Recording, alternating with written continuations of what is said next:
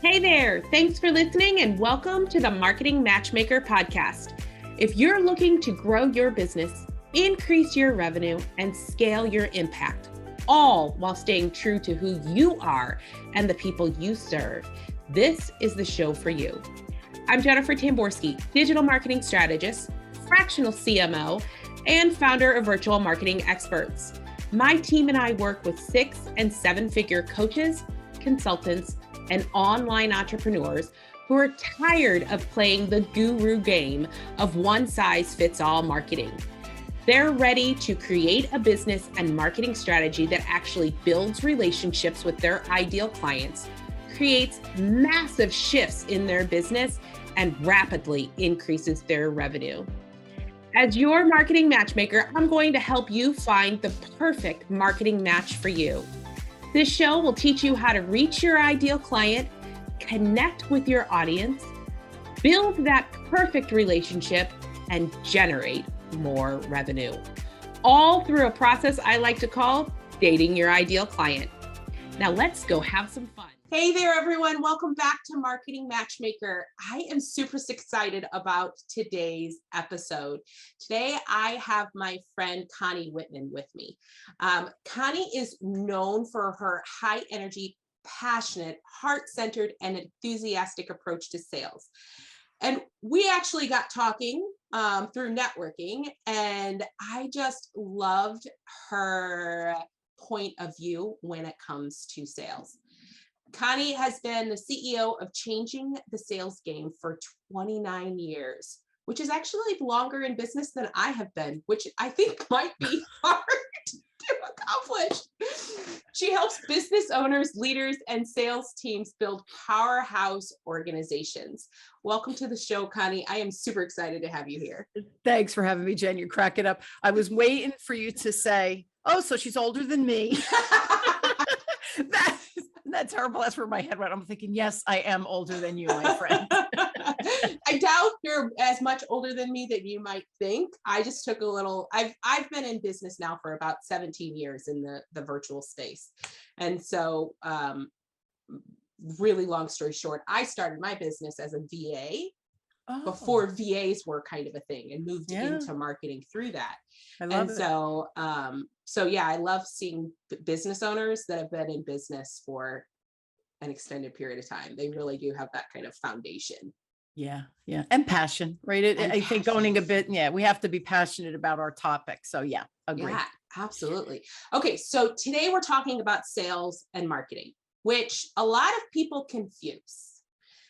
They put one inside the other. Marketing is sales, or sales is marketing. That's correct. You and I actually had this conversation offline about the difference between the two. So I'd love to hear your kind of point of view for that. You know, I loved our conversation because of that, because I can't tell you the number of times I speak or I'm in a networking event and people say, oh yeah, sales and marketing. And I pause and I say, yes, they're both super important, and they're both very, very different things. They're married. They have to be married. You need them together. You can't have one without the other, but they're separate. And I tease, and I think I said this to you, Jen, I go, I'm really 40 years in sales. I know my stuff, right? You ask me anything, how to approach a client, a situation, a sticky situation, I've got you. You ask me about your marketing messaging and your email sequencing. What? Forget it. Blow my mind. Okay. It hurts. So marketing and sales are two very, very different things. My take on this, Jen, is that we need the marketing piece so that we start to build that like, no trust, that we start to get people to say, I like what she's all about. Then when you post that you have an event or a podcast or something, they'll actually take the time to come and see you or hear you speak or say, oh, she's part of the networking event. I want to be part. I want to meet her, right? So it's the catalyst for the initial engagement. But then when you get with them live, again, it could be on, when I say live, it could be Zoom, not live in person all the time. Now we're still dealing with especially nowadays. I think we're going to have a hybrid life going forward, where you're going to have both options available, live, hybrid, that kind of thing. Absolutely. So that we're not just always live or just always virtual. And, but now you're in front of the client, or you're in front of the prospect, or you're speaking at an event. This is where all that marketing better be in alignment with who you are. So like when you read my bio, I am heart-centered. My whole sales career has been about, for me, sales is educating, right? And coming from this place of love, care, and respect versus I have to make the sale. I need to pay my mortgage. Why aren't the prospects responding to me? And that whole energy. Well, if your messaging is off and then they meet you and they think, oh, this isn't what I thought I was going to get, right? It's this miscommunication. They're not going to feel trusted. That like no trust is lost. So that's where, to me, the messaging is so important because it has to be who you are. And so when people meet you, now you're lifting them. I call it lifting the marketing off the page and bringing it to life now. And that's the sales piece. It's the bringing it to life. And can I just comment one more thing? Absolutely. And I hear so many times, well, if your marketing is good, you don't have to sell. If you're really good at sales, you don't have to market. Like I stop breathing sometimes and I think, no, we need both. Yes. It's like saying, oh, I have a beautiful Ferrari, there's no gas in it, but I'm going to look really good behind the wheel, right? That's like having sales without the marketing or the marketing without the sales.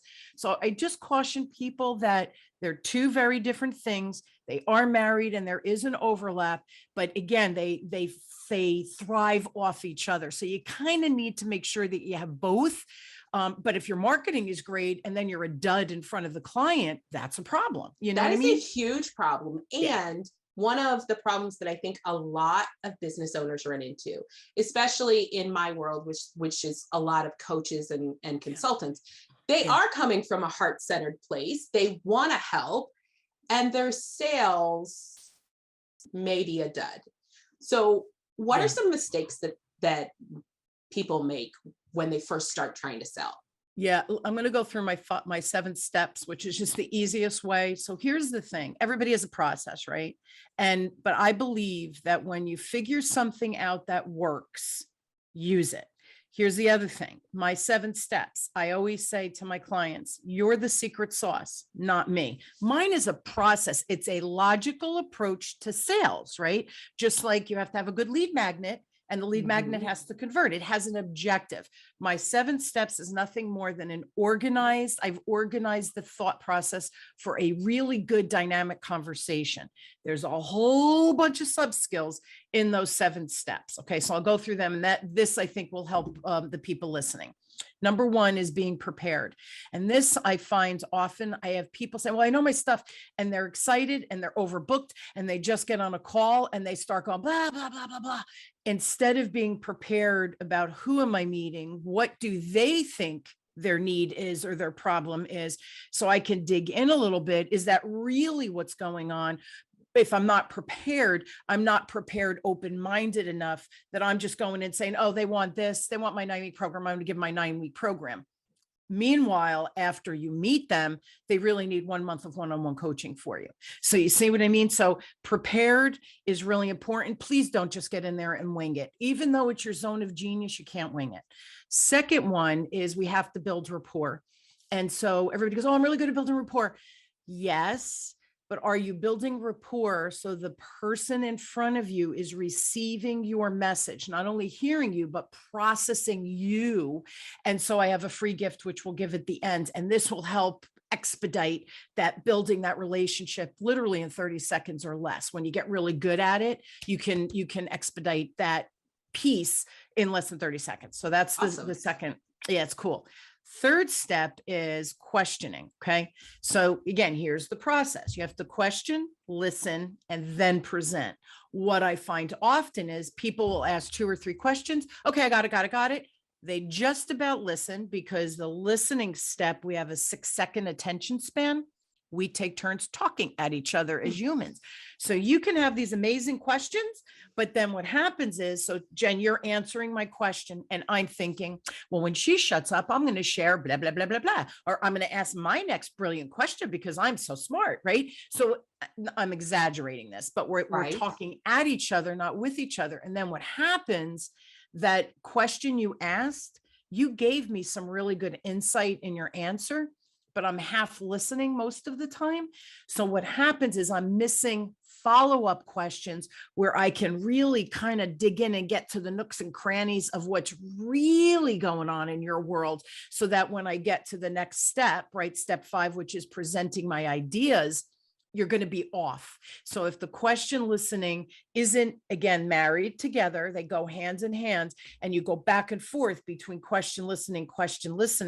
For me, the listening piece is active listening when the person answers your question and you think, uh-oh, there's more going on here based on what they said. Let me ask a follow-up question. So if we're taking turns talking at each other and I have these great questions prepared, but I'm not actively listening, you're leaving money on the table, or you're going to lose the sale at the end, because then when you present, you're either not presenting the correct thing that they really do need. So you'll hear things like, I have to think about it. I don't have the money. I don't have the time. They start coming up with these objections. Whereas if you do this really, really well and you get to the present, the 5th step, you're so spot on that they're leaning in like, where have you been my whole life? This is exactly what I need, because you took the time, you spent a lot of time in that question listening phase. The presentation should be easy peasy. And then the next step is where you say, I think we should get started, right? That literally is asking for the business. It should be as easy as that. And if you've done those first 5 steps really, really well, when you ask for the business piece, right? Because your presentation, your recommendation is spot on. The person, 3 things will happen. 1, the client is like, where have you been my whole life? 2, now you really understand the client. You might say something like, or I might say something like this, Jen. Okay, you definitely need help with the sales. And from me, here's the thing, your messaging is off. Not a marketing expert. I have a colleague and friend, Jen. You really need to talk to her. Let's have a 3-way meeting, get that piece settled, and then let's give ourselves 3 or 4 weeks, and then we could start with the sales stuff. But we're putting the cart before the horse. So 1, they're eager to work with you. 2, you say, you're not ready for me yet because, and this is where I have a huge network. And I tell my clients, I'm a Jersey girl, Jen. And I tell my clients, I tease them and I go, I got a guy. So here I really do. My network is so, because I've been doing this for so long.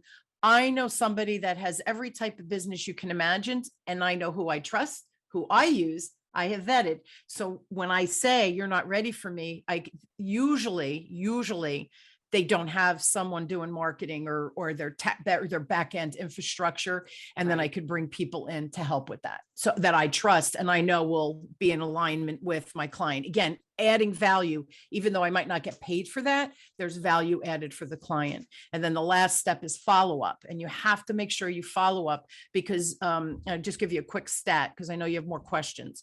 1% of successful business owners and salespeople follow up past the 5th touch. A touch can include an email, a phone, a Zoom, a connection on LinkedIn, a chat, whatever, met in a networking event. What happens is most people after the 4th follow-up, they stop and they think, oh, I'm being pushy. I'm going to let it go. And you're leaving so much money on the table because we have a 6-second attention span. We need to be followed up with, it's actually about 13 to 18 times now.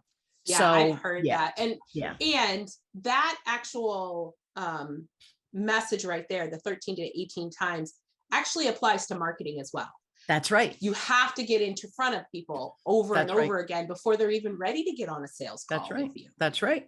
So when it comes to sales in that question and listening portion, right? That's I think that's critical. Where people struggle the most is that listening and diving in. And you said something about the diving deeper into their problem.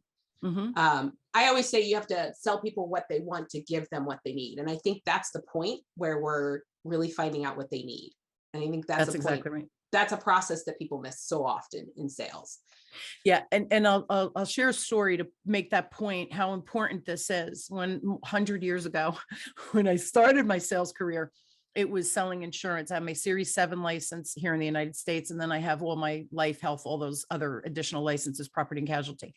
And the first time I went in, I had done a mailing and a blue collar young family I went in, he needed life insurance. He was the sole provider, et cetera. Well, as we're talking, right. And this is so funny because it was a natural skill for me. And then I really, really honed it when I realized the importance of that question listening combination. But I remember my first client, he said I needed $100,000 of life insurance. And as we were talking, they were just about paying their bills. They were just about putting food on the table, and they had 2 little girls. So I'm thinking, okay, he's going to get this insurance for $50 a month or whatever it was. Is he going to be able to put food on the table? Or worst case, he's going to do this for 6 months, right? Spend the $300, let it lapse. Now he's out $300. He doesn't have the insurance, and he's still behind the 8 ball with his budget. This is not right. So I explained, see, sales is education. I said this at the onset. So really, I started to dig in, and I said, forget about the insurance. Can we have another conversation? And I asked them to bring me their bills and their income, and they trusted me, which was, see, again, because I stopped and I said, wait a minute, let's not do this and throw the money away. You can't afford to lose $300. So I put them on a budget, or I helped them figure out a budget. And it took about 6 months. They had a little bit of money in the bank. They were adhering to the budget because, once somebody else looks at it, we're spending money on stuff we don't need to. Absolutely. Every day. Right. We all do it. We all do it. So here I have this clean, vision, and I have this financial background. Net, they bought the insurance for me. It never lapsed. And they were so grateful because it took me 6 months to make a sale from them, but I did the right thing. And here's the blessing and the magic that happens when you do that. They became one of my best, all of my clients became my best referral system. I got into the niche without even asking for it, where I worked with blue collar people because I didn't talk down to them. I wasn't condescending because I had all this financial knowledge.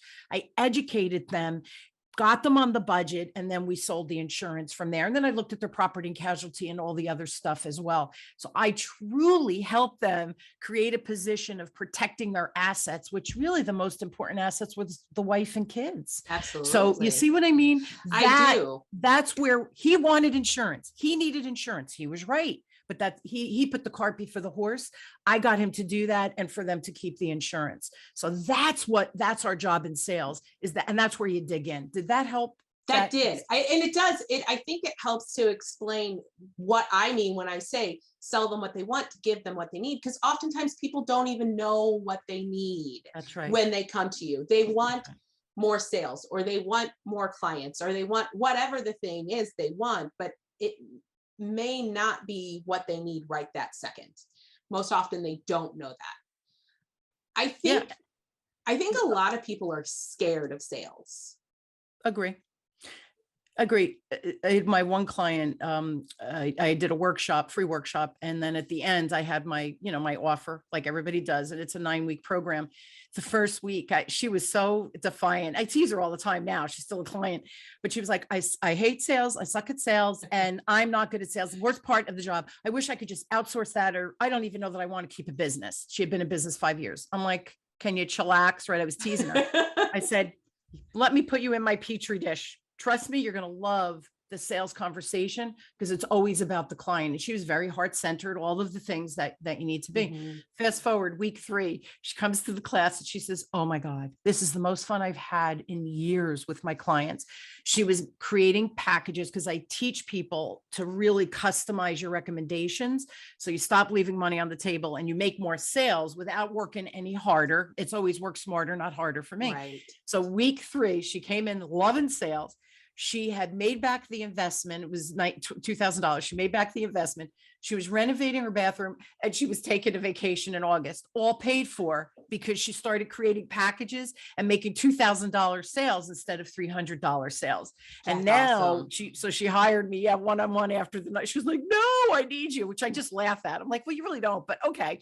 And now we had our meeting last week. She's going to more than double what she made last year. And she met me in June of last year. So, that's amazing. Isn't that the coolest thing? But really she came in hating sales. And I think that's what because people do hate sales and marketing. Let's be honest. They hate both of our industries.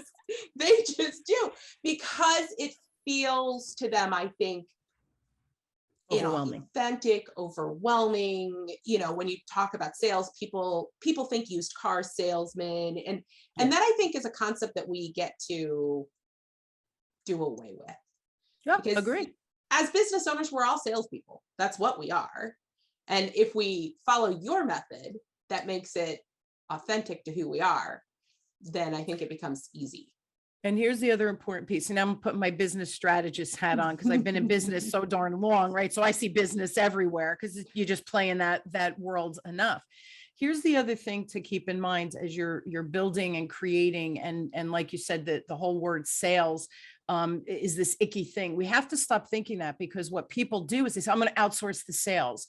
My recommendation is I would pause, because no one is going to be as passionate. No one is going to be able to give that back history if the client wants it, where you're going to give this rich stories and ideas, and people are going to feel you more than hiring just a salesperson who's making a commission. Not that that's a bad thing. When you get to that extent where you're in growth mode, yeah, hire a team, but initially outsource everything else. You should be doing the sales. So outsource the marketing, outsource somebody managing your active campaign or your list, outsource the infrastructure, outsource your social media, all of those things. That's not your zone of genius. Your zone of genius is your business, and the coaching and working with the client. That's where you should be focusing on. So that would be the last thing I would give away. I would give away all the other stuff. And then when you really start to get into the $1 million range, that's when you have to start to build a team. So for those people who say, I suck at sales, and that don't feel like they're a good salesperson, what is your biggest tip for them? So when my communication style assessment, which we'll share at the end, once we truly understand our style and the gifts that come with that, right? Our superpowers and the challenges that come from that, we're in a position of power, because now I understand my blind spots. So I know that, and I'll give you an example. You and I, we both have high energy. I have high energy. I move fast. I like 50,000 feet up in the air view. So what happens with social media and stuff like that, I was making mistakes. I was forgetting to post. I'm like, oh, I don't want to write that article. Oh, it's like such work where I'm like, oh, can't I just network and talk to people and do my podcast and do videos? Like, that's so much more fun. Well, yeah, but that's a very one-dimensional approach. So I had to hire someone. And for years, my husband is the polar opposite of me. Anytime I create anything, I'm like, edit it. And honestly, he'll say to me, did you reread this? And I go, yes, 3 times. Why? And he goes, oh my God, like this is awful. Because it's too detail driven. Right. So, but you see the importance of me knowing that. I surround myself and hire people that I know are going to shine the light on my blind spot. I'm never going to be good at that blind spot. By being aware of it, I'm bringing the right people in my orbit so that my business keeps growing, and I don't have to do all those things that create angst in my life. Now, if you're just starting out and you can't afford to do that, then you want to reach out to friends and family that can edit for you. Or so initially, that's what I did. I would have like my friends that were good at things. Can you look at that? Can you do that? My sister's creative. Can you create a cool thumbnail for that? Don't ask me to do any of these things, but know your people, and people want to help. And then as you can start to hire, you become very clear at, that's my blind spot, but that's your zone of genius. I need you to be part of my team. So, and the other important thing with the communication style is I can flex then once I understand, and I'm in front of an engineer type or a computer programmer. They're very methodical, very detail driven. They like information. I don't. Give me 3 pieces of information and I'll pull the trigger and make a decision. They don't. But when I'm with someone like that or a prospect, I slow down. I provide the analytics. I show up. Remember, I said prepared. I show up super prepared because I know what they need. So I can flex into them so that they not only hear me, but now they start receiving my message. And now I'm landing on the same page with them. So it's just a powerful tool. And I'm happy to share it with your peeps because I think that will help with that piece of the puzzle as well. I think I agree with you. I think communication styles is incredibly important, and most people don't know what their communication style is. Yeah. It's actually just as important in sales as it is in marketing. One of the biggest things that we're able to do in my company is speak to many communication styles, because we are NLP trained. So we have the ability to I love really NLP. I do too. So I have several people on my team that are NLP trained. And so we are able to hit those different communication styles, which then brings in different communication styles to the sales process. So I think understanding that is super important. Yeah. And another thing I'll just share, when you're doing a group, you have all different styles in there. Yes. So it's funny when I teach this and I'm in a group, I did Microsoft, I had done training for Microsoft. And one of the gentlemen said to me, opposite style for me. And he said, it's interesting. I see you executing. I said, can you give me an example? Because I'm all about the application. Like, you understand it, but what do you see me doing from an application standpoint? He said, you speed up, you slow down, then you show a slide, and then you talk. Then you ask something in the chat. He said, so you're going up and down, you're using visuals, you're using verbal, you're using examples, you're using stories. He says, so you're addressing every style. And I said, and that's exactly right. When you're one-on-one, it's much easier because you just flex to that style. But if you have a group that you're presenting to at an event, you want to include all of those NLP, all of that stuff in how you present. And again, once you understand it, you could start to control it. Yeah. So speaking of understanding it, share with the audience your CSA, where they can how to find out their communication styles. Yeah, so we'll put the link in the notes so that you guys can click and go. It'll take you right to the assessment. Click on it and you'll go through, take the quiz, right? It's pretty easy. Make sure you read the directions because it is a scaling thing I do so that the results you get are really super accurate compared to some of the models out there. So read the directions. You will get 2 reports in an email sent to you. You get a chart and then you'll get a report. One spotlights your superpowers, which is just your natural way of how people perceive you. It's easy for you. Be mindful, there's challenges with that as well, right? We don't want to overuse some of our strengths. The flip side, you'll get a low score and you'll get a report on your lowest score. Again, I'm helping you shine a light on blind spots, so that you either know you have to hire someone, or if you're communicating with someone like that, what do you need to give them? What do they need from you energetically? So you'll get those 2 reports, the superpower and the blind spot, which is pretty powerful. I think that's awesome. Honestly, that's fantastic. And I am super excited to head over there myself and take the quiz. I love that kind of information. Thank you so much for being on the show with me, Connie. And for all of our listeners, we will have all of Connie's contact information in the show notes. So I know you have a membership site coming up soon. I do. I would love to let our audience know a little bit more about that before I let you go. You got it. So yeah, it's funny because now all of a sudden after COVID, I'm dealing with business owners, and some don't need me, some can't afford me. You get it. You get the same thing as a business. It is what it is. The people that find us. But what I found is they were like, oh, I wish I had like a membership site. So you hear it enough. I was like, okay, so it's creating a membership site. It's going to be $1 for the first month. And then the first 50 people, I'm offering a founder's rate, $27 for life. I will never raise your price as long as you stay. You get I honor that because I'm honored that you wanted to be a founder in my membership.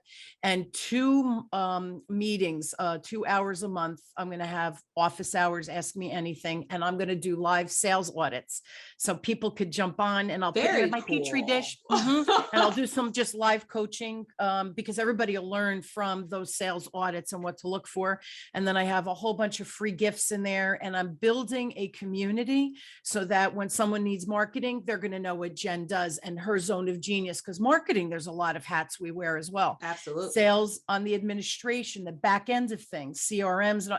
I could tell you need it. I don't want to set that up for you. I'd rather have pins in my eyes.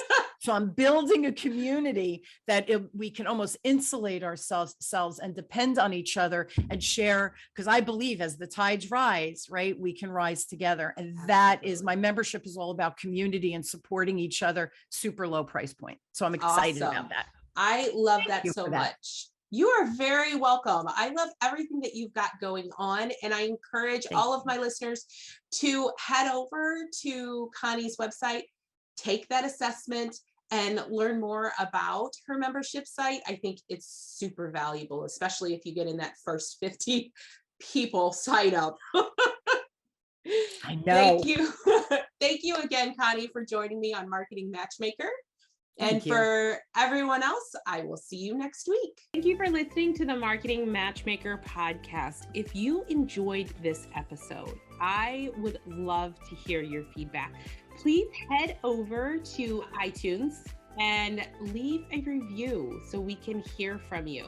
And if you are a coach, consultant, or online course creator who are looking to grow your business, increase your income, and scale your impact, connect with me at yourmarketingmatchmaker.com. I look forward to hearing from you.